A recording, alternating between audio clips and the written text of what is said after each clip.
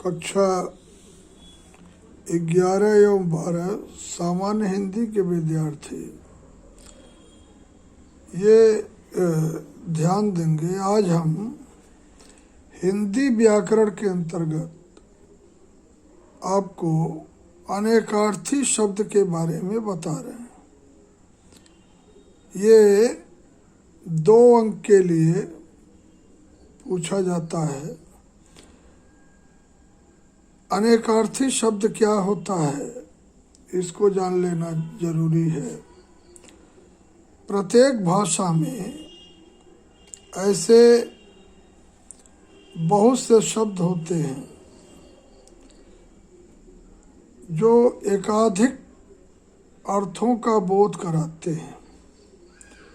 प्रसंग के अनुसार भिन्न भिन्न स्थलों पर इनके भिन्न भिन्न अर्थ प्रतीत होते हैं। भाषा को समझने और समझाने में इस प्रकार के शब्दों का ज्ञान बहुत उपयोगी होता है। इस प्रकार के शब्दों को अनेकार्थी शब्द कहते हैं। हिंदी भाषा में भी इस प्रकार के अनेकानेक शब्द हैं।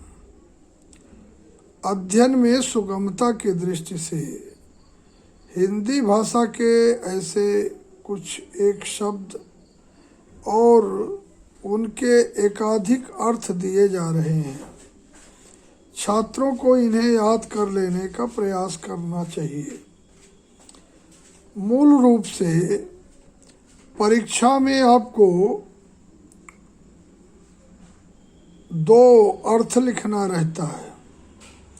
कभी कभी 2 शब्दों का 2 अर्थ, तो कभी कभी एक शब्द का ही 2 अर्थ लिखना रहता है। कुल 2 ही अंक निर्धारित हैं। जैसे अर्थ शब्द है तो अर्थ शब्द का अर्थ होता है धन, दूसरा अर्थ होता है आकाश, तीसरा अर्थ होता है प्रयोजन, चौथा अंक होता है अर्थ होता है व्याख्या, 5वां अर्थ है ऐश्वर्य। उसी प्रकार से दूसरा शब्द हम ले तो अरुण शब्द है। अरुण शब्द प्रातः काल के सूर्य का भी एक नाम है। सूर्य के सारथी को भी अरुण कहते हैं और हल्का लाल रंग भी अरुण कहलाता है। तीसरा शब्द है अज। अज का भी अर्थ अगर जो हम लें तो परमेश्वर, बकरा, शिव, दशरथ के पिता का नाम भी अज था। अर्क शब्द है तो अर्क का मतलब काढ़ा होता है। अर्क का एक अलग अर्थ सूर्य होता है, एक अलग अर्थ होता है आग का पौधा। अनंत शब्द है तो अनंत का मतलब आकाश, जिसका कहीं अंत ना हो वह भी अनंत है। समुद्र को भी अनंत कहते हैं और ब्रह्मा को भी अनंत कहा जाता है। इसी प्रकार से हम आगे का जो अर्थ है उसको अगर जो हम देखें, जो शब्द हैं उसको देखते चलें तो तमाम इसी तरह से अर्थ का अभ्यास करते रहना चाहिए। अनुरूप शब्द है तो अनुरूप में भी एक अर्थ सदृश होता है, एक अर्थ योग्य होता है, एक अर्थ उपयुक्त भी होता है। अनुपम का मतलब बेजोड़ होता है, अनुपम का मतलब सर्वोत्तम होता है। अंबर शब्द है तो इसका अर्थ आकाश होता है, वस्त्र होता है, बादल होता है। अंक शब्द है तो संख्या, गोद, भाग, चिन्ह, नाटक का एक भाग। अक्ष है तो ज्ञान, रथ, सर्प, आँख, पहिया, पासों का खेल, एक पैमाना, सुहाना, कानून। अक्षर शब्द है। अक्षर का मतलब होता है कभी नष्ट ना होने वाला ध्वनि, वर्ण, ब्रह्म या ब्रह्मा, विष्णु, परमात्मा, धर्म, तप। अंतर का मतलब होता है अवधि,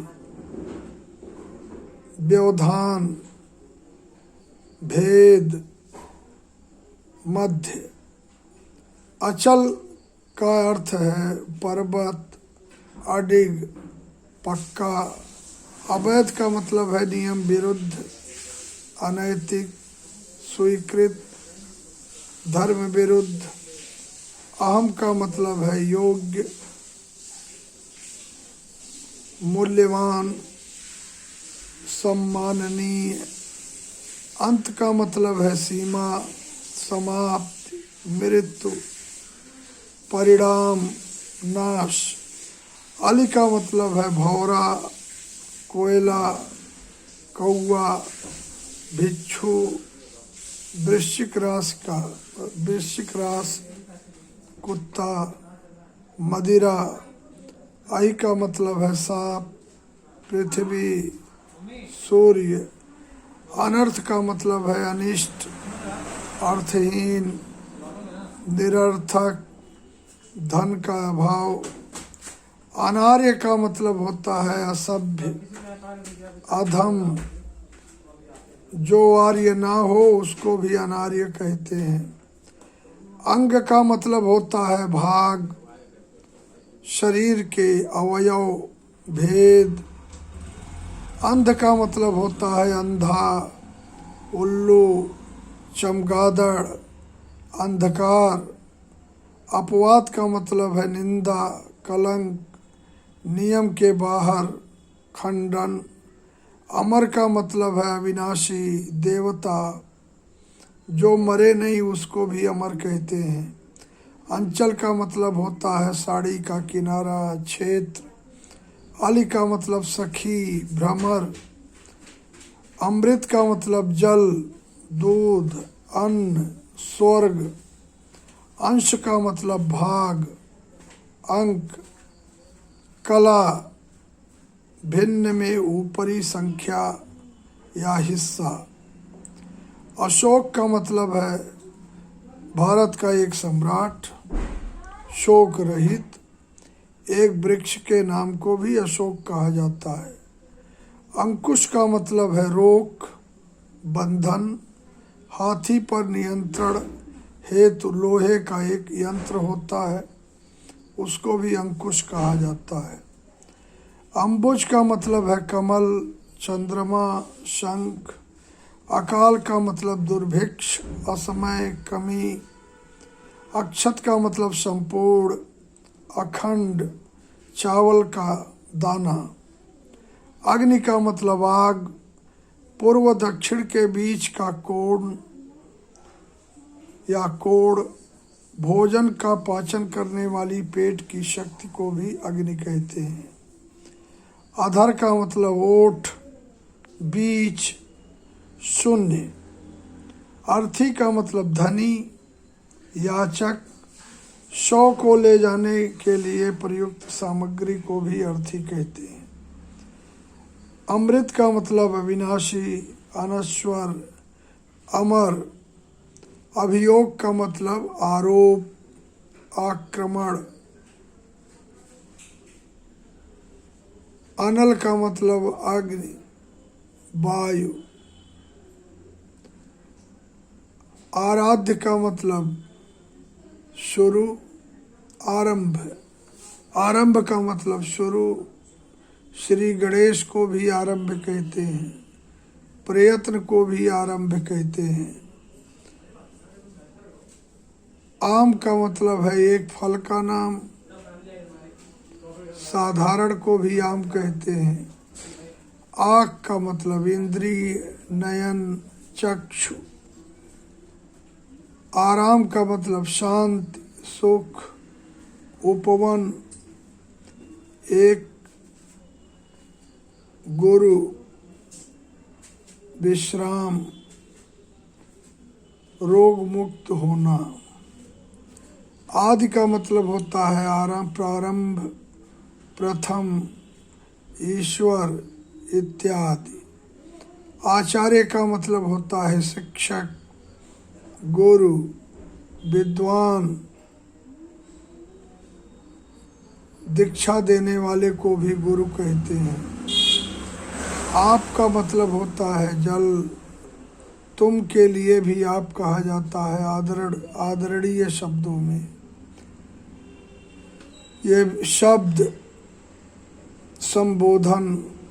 आत्मा का मतलब सूर्य, अग्नि, ब्रह्मा, परमात्मा।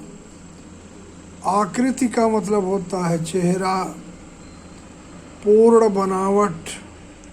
आग का मतलब होता है अग्नि, ईर्ष्या, गर्मी। आगम का मतलब होता है भविष्य, शास्त्र, आना। इंदु का मतलब चंद्रमा, कपूर को भी इंदु कहा जाता है। ईश्वर का मतलब परमात्मा, राजा, स्वामी, शिव। कपि का मतलब होता है बंदर, हाथी, सूर्य। कवि का मतलब होता है कविता का रचयिता, शुक्र, सूर्य, ब्रह्मा, ऋषि आदि। कर का मतलब होता है ओला, लंबाई का एक माप, टैक्स। कार्य करने का तरीका, हाथी का सूंड। कनक का मतलब होता है सोना, धतूरा, गेहूं। कृष्ण का मतलब होता है श्री कृष्ण, काला, वसुदेव के पुत्र, महीने का एक पक्ष। कर्ण का मतलब होता है कान, कुंती का ज्येष्ठ पुत्र कर्ण। त्रिभुज के समकोण के सामने का एक भुजा। क्रोध, खजाना, शपथ, म्यान, कोश कहते हैं म्यान, शपथ, खजाना। कौशिक का मतलब इंद्र, विश्वामित्र। उल्लू को भी कौशिक कहते हैं। इस प्रकार से हमें अभ्यास निरंतर करते रहना चाहिए। इसी प्रकार से और उदाहरण देख लीजिए, जैसे कमल है। कमल का मतलब होता है पंकज। फिर जो है एक अर्थ जो है वो पीलिया रोग को भी हम कमल कहते हैं। पानी को भी कमल कहते हैं। आँख की पुतली को भी कमल कहते हैं। कांटा का मतलब होता है शूल, मछली की एक हड्डी, कील, बड़ी तराजू। कुमकुम, केसर, रोली। कुंभ का मतलब होता है घड़ा, हाथी का सिर। प्रयाग का मेला भी कुंभ कहलाता है। कांड का मतलब होता है अध्याय, दुर्घटना, घटना, समूह। खल का मतलब होता है दुष्ट, खरल, धतूरा, खलिहान। खून का मतलब रक्त, कत्ल, हत्या। गुण का मतलब होता है विशेषता, स्वभाव, रस्सी, कौशल। गो का मतलब बैल, भूमि, वाड़ी, गौ, दिशा। गर्भ का मतलब गर्भस्थ शिशु, मध्य में गर्भाशय के अंदर का भाग। घर का मतलब होता है मकान, कुल, कार्यालय। चक्र का मतलब पहिया, षड्यंत्र, एक अस्त्र, चाक, चकवा, चक्रव्यूह। चपला का मतलब होता है लक्ष्मी, बिजली, चंचल स्त्री को भी चपला कहते हैं। क्षेत्र का मतलब होता है खेत, स्त्री, शरीर, सीमित भूभाग, मुफ्त भोजन कराने वाला भोजनालय। इसी तरह से हमें अभ्यास करते रहना चाहिए। जैसे और उदाहरण देख लीजिए, तप है, तप शब्द का मतलब होता है संयम, अग्नि, तपस्या, गर्मी, ज्वर। ब्राह्मण का मतलब होता है गरुड़, चंद्रमा। कर्म का मतलब होता है, धर्म का मतलब होता है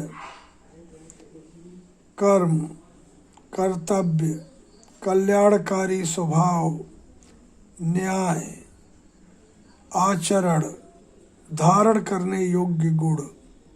ध्रुव का मतलब होता है स्थिर, सुनिश्चित, ध्रुवतारा।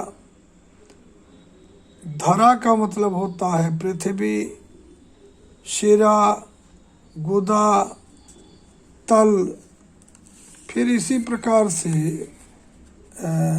जो है अंग का मतलब होता है भाग, शरीर के अवयव, भेद।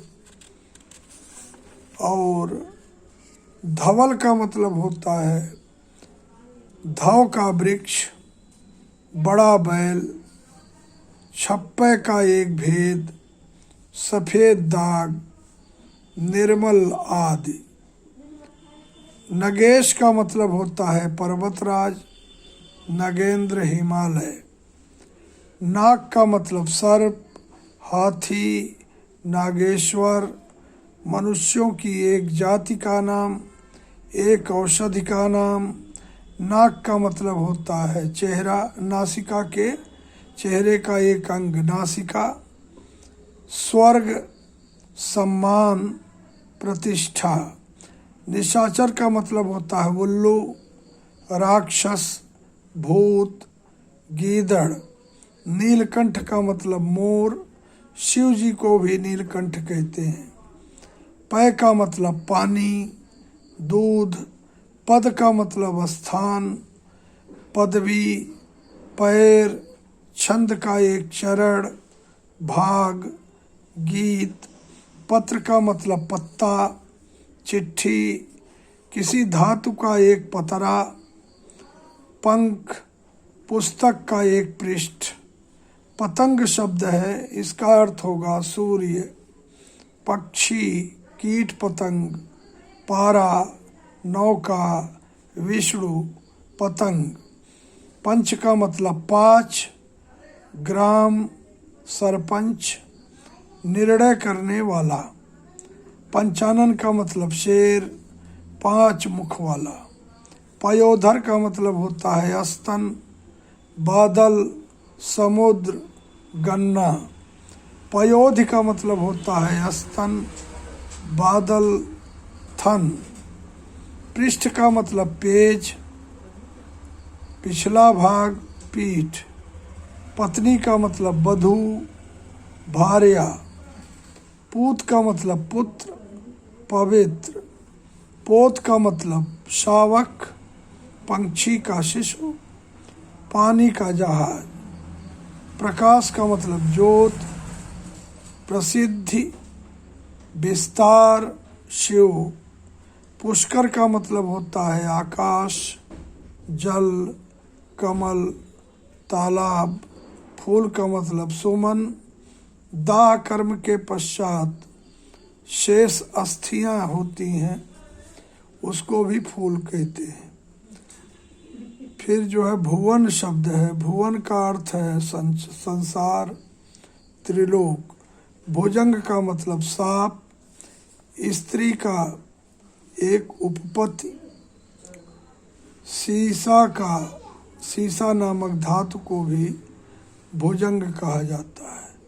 भोग का मतलब प्रसाद, कर्मफल, उपभोग। सर्प, फन। मधु का मतलब शहद, मीठा। मद का मतलब शराब होता है, उसको भी शहद ही कहते हैं। फिर जो है पुष्प, फूल का रस। मान का मतलब सम्मान, परिमाण। परिमाण का मतलब नाप तौल की मात्रा को परिमाण कहते हैं, या अभिमान को भी सम्मान कहते हैं। फिर उसी तरह से मित्र शब्द है। मित्र सूर्य को कहते हैं, सखा या दोस्त को भी मित्र कहते हैं। मुद्रा का मतलब रुपया, सिक्का, मोहर, अंगूठी या भाव मुद्रा। फिर जो है राग का मतलब होता है मोह, रंग, लाली, संगीत के स्वर, प्रेम, स्नेह, आसक्ति। लाल का मतलब लाल रंग, हीरे जवाहरात, पुत्र, लालिमा, एक पंछी। इसी प्रकार से मान लीजिए विषम शब्द है, तो विषम का मतलब होता है अत्यंत कठिन। असम, जो सम ना हो। तिरछा, विधि, भाग्य, विधाता, ब्रह्मा। तरीका, युक्ति, रीति, कानून। विग्रह है तो विग्रह माने होता है शरीर, लड़ाई, पृथक, देवता की मूर्ति। शकुनी शब्द है तो शकुनी का मतलब होता है पंछी। दुर्योधन के मामा का नाम भी शकुनी था। शशांक का मतलब मोर, चंद्रमा। एक राजा का नाम भी शशांक था। शिखा का मतलब होता है चोटी, नोक, पेड़ की जड़, आग की लपटें, प्रकाश की किरण। श्रुति का मतलब क्या? श्रुति का मतलब होता है सुनने की क्रिया का भाव, सुनने की इंद्रिय। कही या सुनी बात, किंवदंती, कथन, चारों वेद, चार की संख्या का सूचक शब्द। शिखी का मतलब क्या होता है? शिखा या शिखाओं यानी चोटियों से युक्त। मोर, मुर्गा, एक प्रकार का सारस। बकुला, साड़, घोड़ा, चीता, दीपक, केतु, मेथी, वृक्ष, पर्वत। स्नेह का मतलब क्या होता है? स्नेह का मतलब होता है प्रेम, तेल, चिकनाई। सोम का मतलब होता है चंद्रमा, सोमरस, स्वर्ण, सोमवार, कुबेर। हार का मतलब होता है एक आभूषण का नाम जो गले में पहना जाता है। पराजय, पुष्पमाल, हस्त माने कर, हाथ। और सहयोग को भी हाथ कहते हैं। हल का मतलब है जुताई का यंत्र। निदान को भी हल कहते हैं। हलधर, हल धारण करने वाला बैल। और बलराम को भी हलधर कहते हैं। हेम का मतलब होता है सोना, सुवर्ण, काला, घोड़ा। वास का मतलब होता है कपड़ा, सुगंध, निवास स्थान।